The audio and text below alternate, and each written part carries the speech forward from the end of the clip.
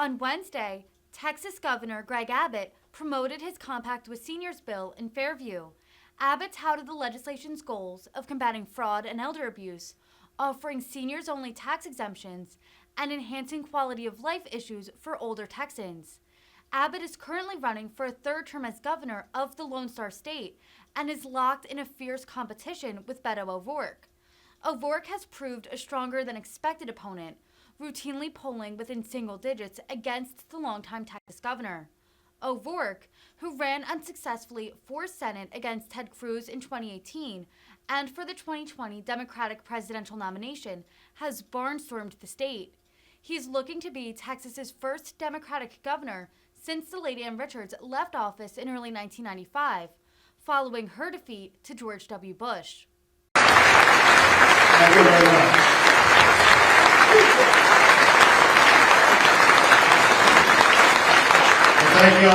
Thank you all very, very much. Jack, I want to thank you. We're getting a little bit of feedback here, but Jack, I want to thank you for your kind words. And it's great to be back with the Republican Club and Heritage Ranch.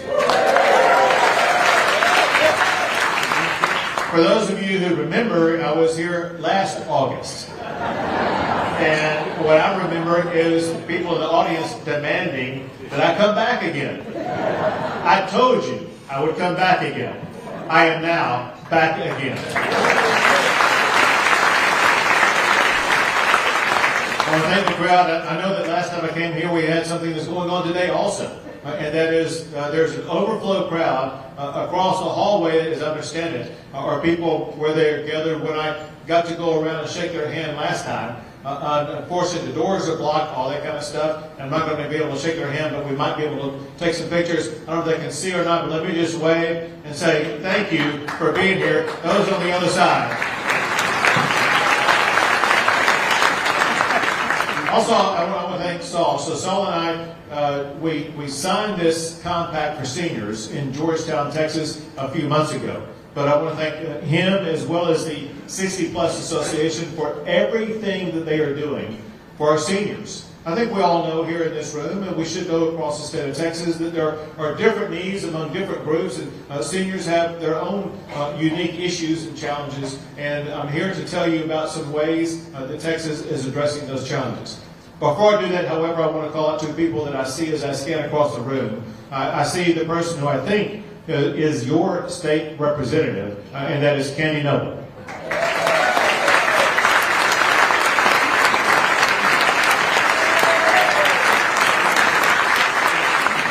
And your state senator, Angela Paxton.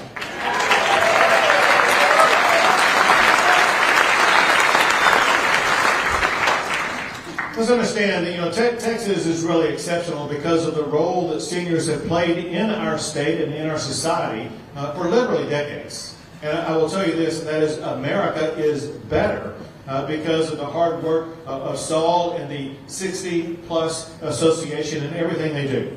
I want to thank Saul and the 60 Plus for what you do to address issues like protecting Social Security, protecting Medicare, and doing everything to protect our seniors. So much so, I want to do something special at this moment in time before we go on. So you've heard a lot about Saul being from Michigan. Let me ask you this. And you, Jack, you were kind of intimating about this. Is there anybody in the room who is from Michigan other than Saul? A lot of people.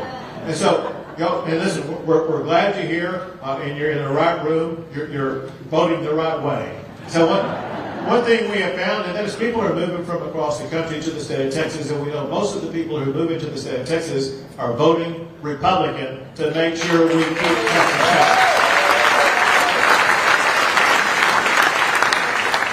But Saul is doing so much for you and for seniors in the state. I want to do something that's within my power right now. I'm going to sign a document. It's pre-signed. I'm going to sign it again.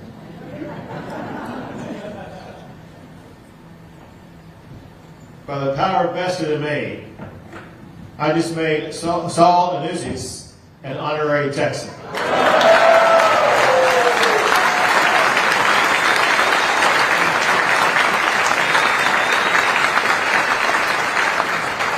Now on to some substance. First, let me reiterate some history, and that is we promised support not just for Texans but also for seniors, and we delivered on those promises.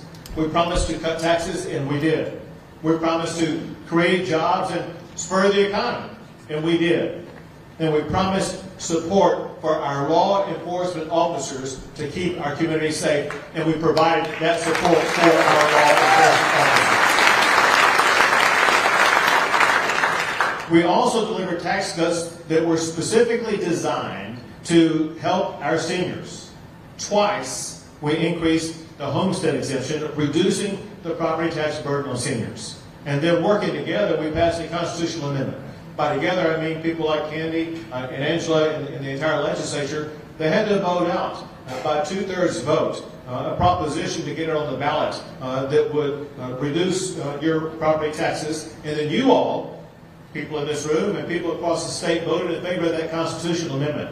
And as a result, your school district property taxes will go down every year going forward instead of just being frozen.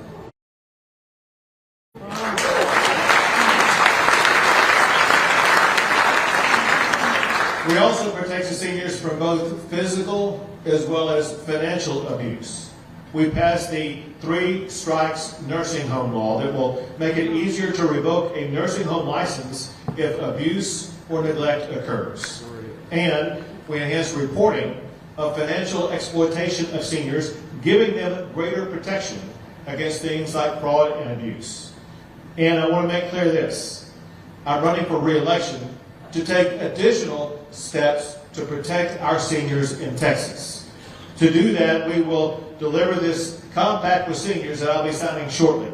And in that compact, it will work to lower your cost of living, increase your safety, and improve services for your needs.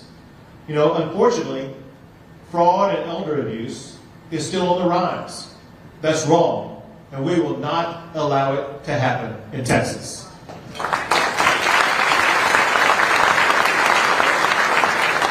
Under my compact with seniors, Texas will increase penalties for crimes against seniors. Not only for crimes like violent crimes, but also for scams and schemes that target our seniors. We will authorize the Texas Attorney General to take legal action against criminals who prey upon our seniors. Now, supporting our seniors also means protecting them from the burden of property taxes. Now, I've already mentioned what we did in the past on property taxes. Now I want to tell you what is in my compact with seniors. Currently, seniors have an extra $10,000 homestead exemption if they apply for it. But the fact is that too many seniors either don't know about it or they don't know how to apply for it. Under my compact, we're going to fix that. Under my compact, Texas will automatically enroll all senior homeowners to receive the additional homestead exemption. That will begin the process of lowering your property taxes even more.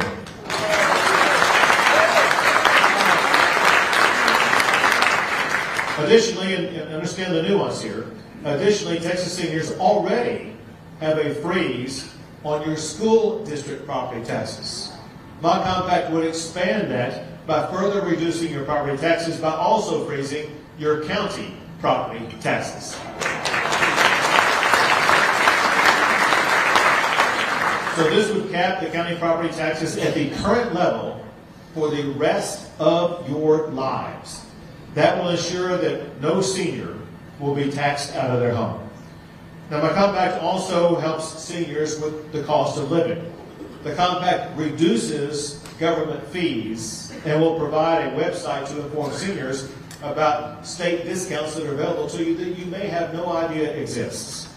And under my compact, Texas will expand the 211 hotline to increase awareness about all services that are available to Texas seniors. So that's going to be the compact that I'm going to be working with Candy Noble and Angela Paxton, members of the legislature, to make sure that we get passed, to make sure that the lives of seniors are better. Before I sign the compact, however, let me bring you up to date on a couple of other things that we're working on for you as well as for all Texans. First, I'm running for re-election to keep Texas the #1 state in America for jobs and economic opportunity.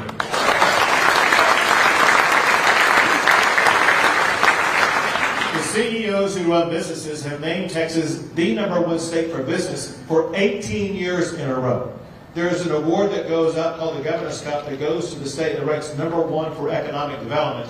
Texas has won that award as the best state in America for economic development every year that I have been your governor.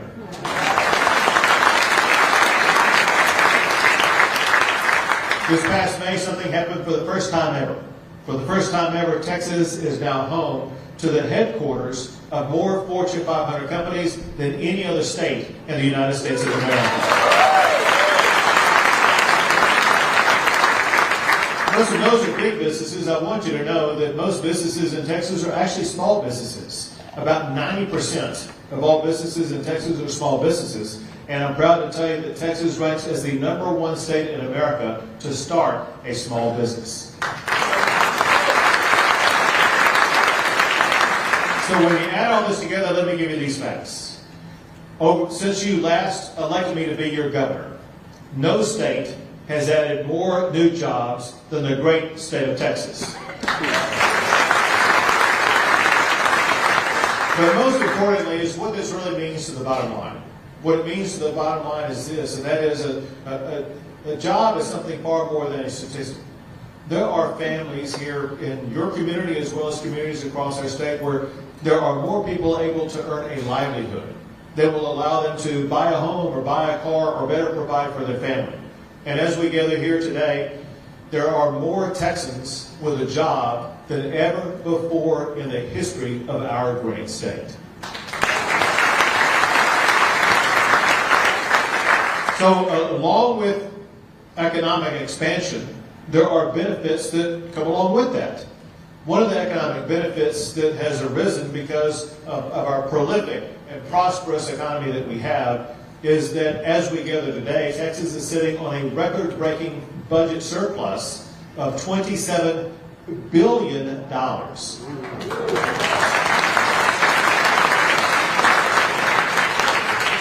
And whose money is that? You are exactly right. And so here's what I want to do with that money. Obviously, we want to invest in healthcare. We want to invest in our schools. We want to invest in our infrastructure. But because this is your money that we're talking about in our savings account, I want to return at least half of that money to you with the largest property tax cut ever in the history of Texas.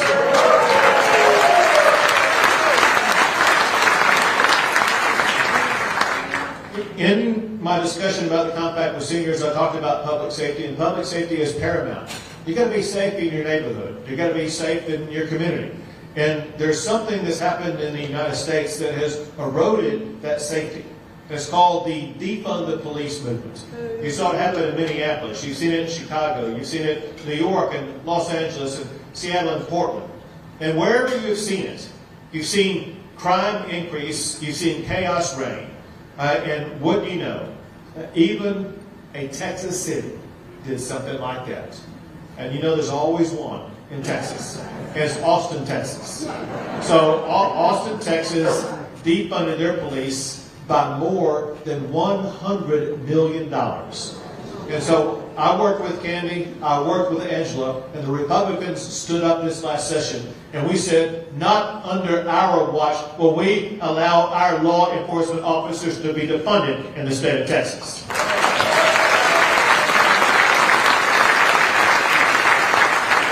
In Texas, we support our law enforcement officers, and that's why they passed and I signed a law that will defund any city or county that defunds their law enforcement. We will introduce that.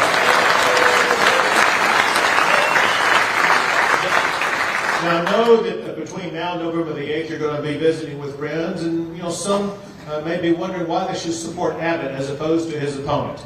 And let's be clear about something with regard to public safety. Remember this. When Beto ran for president, he embraced the defunded police movement. He's on tape saying that he supported dismantling the police, and he wanted to make sure that he was going to go down that defunded police movement. And it's not surprising because he got $1 million check from George Soros, who's done more than anybody else to defund law enforcement in our country. If you want your community safe, I need not only your vote, but other people to vote for me to make sure that we will not allow somebody to come into the governor's office and defund police, but instead we will fully support law enforcement officers in the Lone Star State.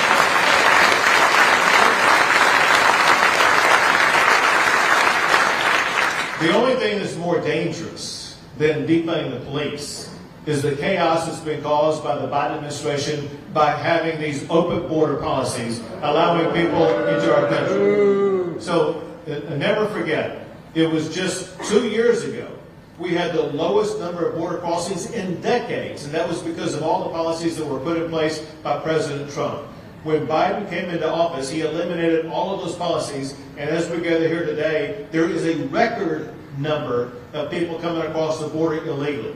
Already, in this fiscal year that began last October 1st, and so we have one more month left in this fiscal year, but already this fiscal year alone, more than 2 million people have come across the border illegally, which shatters all records. But it gets worse, because just get this number of people who have come across the border who are identified as being on the terrorist watch list. There are 81 people who come across the border under the Biden administration on the terrorist watch list. Everybody comes across the border. They pay money to the cartels to get across the border. Most of them want to just turn themselves into the Border Patrol. But if you're on the terrorist watch list, you pay even more money to make sure that you're not caught. And so we know of 81 terrorists or people on the terrorist watch list who have come across the border. What we do not know is how many were on that watch list who paid more to the cartels and successfully evaded capture, who posed an existential threat to our country. President Biden has abandoned his oath of office. And here's what we need to do. When we win these elections and when Republicans take over Congress, the first thing they need to do is to fire Nancy Pelosi.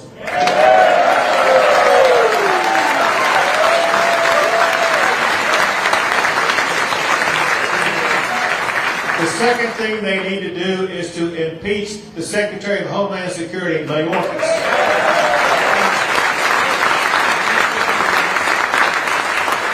The third thing they need to do is to reimburse the state of Texas for all the money that we are incurring to do.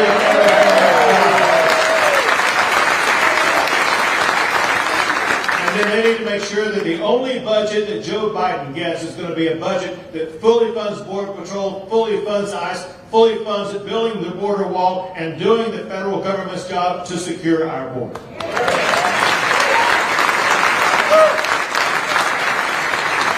I know that y'all are happy about what we're doing on the border because we have National Guard who are turning back and repelling people from coming across the border. Those who make it past the National Guard, we have Texas Department of Public Safety officers arresting them. And we're also building barriers, whether it be the wall that we're building today or the razor wire that we put up to prevent people from coming in. But as you probably noticed on watching on TV, there are a lot of people coming in and they go directly to land that is owned or occupied or controlled by the federal government. And what the federal government does, they have the Border Patrol process the papers of the people who came across the border, and then they're dumping them off into small communities like Del Rio, Texas. Well, I was down there months ago, actually back in April, and I was in a meeting in a room about this size with had mayors and sheriffs and county judges and other folks. They were having to deal with all these migrants who were being dumped in their communities they had no way of dealing with. And one of them offered up an idea. They said they're going to start busing them to San Antonio, Texas. I said, don't do that. I got a better idea. Let me take charge of this situation.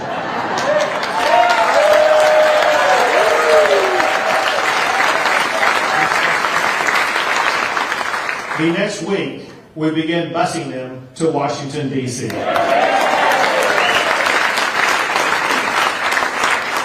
So during the entirety of Joe Biden's presidency, not once has he bothered himself to come to the border and see the crisis that he himself created. So I decided I'm going to take the border to Joe Biden in Washington, D.C.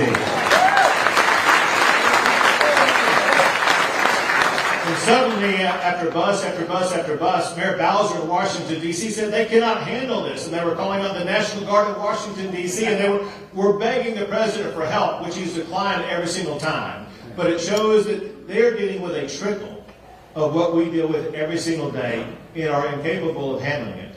And then we were only busing people to Washington, D.C., and out of literally nowhere, for no reason, the mayor of New York started criticizing me for busing people to New York City. And that continued for a week, and we denied that we were ever busing people there, but he would not stop criticizing me for it. And so I thought, you know what? If I'm going to take the criticism, I'm going to take the credit.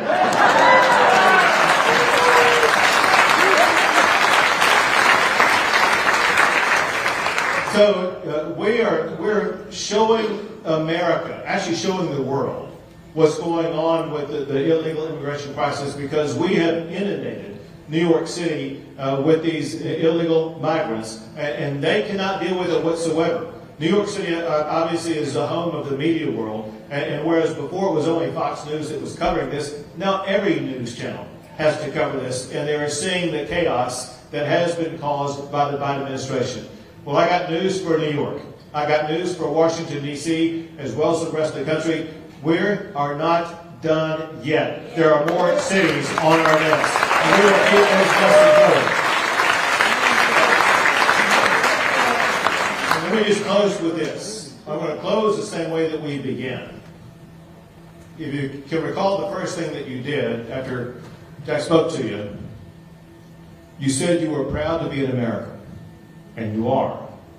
And I know that some of you that may even be more proud to be a Texan than an American. But here's what we need to understand. There are people in this state that do not feel that way. There are people in this state who do not believe that America is the greatest country in the history of the world. We see that in part by what some schools are allowing to be taught in their schools with regard to this critical race theory, where they are using their school program to teach students to view each other through the lens of race. Well, that's contrary to what Martin Luther King Jr. taught us. And that is, we're not to be judged by the color of our skin. We're to be judged by the content of our character in the United States of America.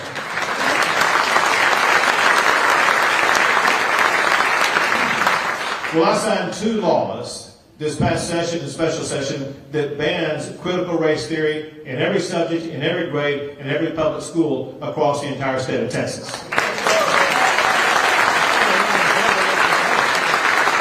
And let me be clear, we will not use your taxpayer dollars to fund our schools, to teach our students to hate each other or to hate our country.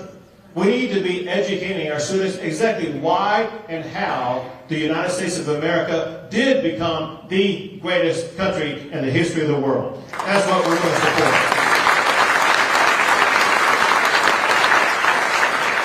And I want to thank you for being a part of that, because we will not allow the leftist agenda to hijack this state. And winning that battle begins on November the 8th. We must go vote. We must win. We must keep Texas, the best state in the greatest nation in the history of the world. God bless you all, and God bless the great state of Texas.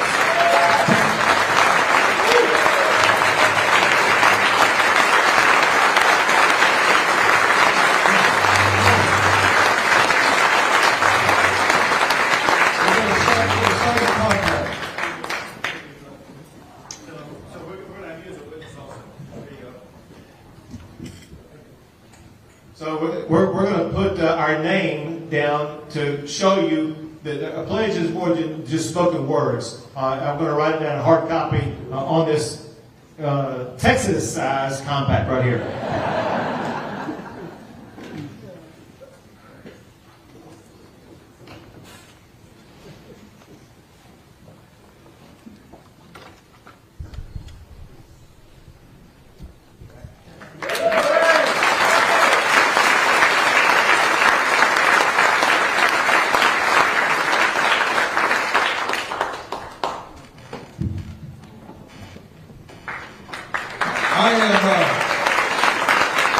proud to put my signature on here on behalf of nearly 700 members of the Heritage Ranch Republican Club.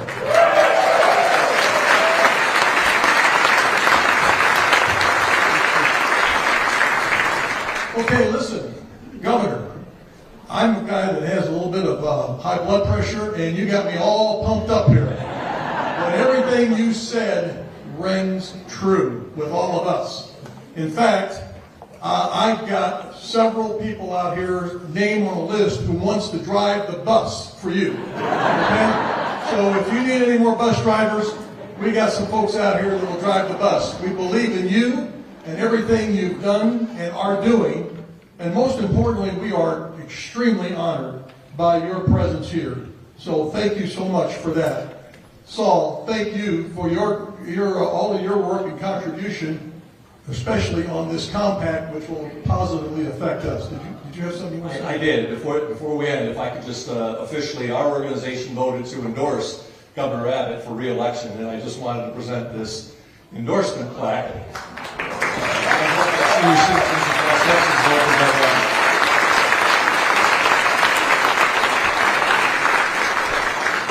So we have a little something for both Saul and the governor. Now, the lady that wrapped these is in the audience, and she will have a stroke if we tear these open. So we're not going to do that. Instead, we're going to show a picture. Governor, we are giving you and Saul a couple of our special cups of coffee. We hope you're a coffee drinker every morning. And so I just want to say one thing about this. So you put your normal brew in these cups, but you might want to add a little more sugar because in these cups it's going to be pretty stout when you drink that coffee. Okay. The governor is going to move back and will be in the library. We will take photos, as I said, by table.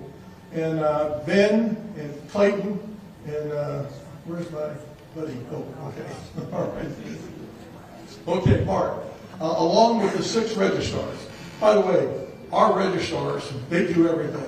I mean, not only do they process you through tour guides, the registrars. If the governor was late today, I was going to have him come up here and do a little dance routine for you. So I can count on them. I also, while the governor is still here, every time the governor comes here, we always have to go into overflow condition, which we have done again, and we don't ever want to forget those folks who sit back in the back room but are so much a part of what we do. I know that means a lot to the governor. Finally, with the governor, I would just say this. I think we can get him back here again if we give him a huge applause. And I know you know how to do that.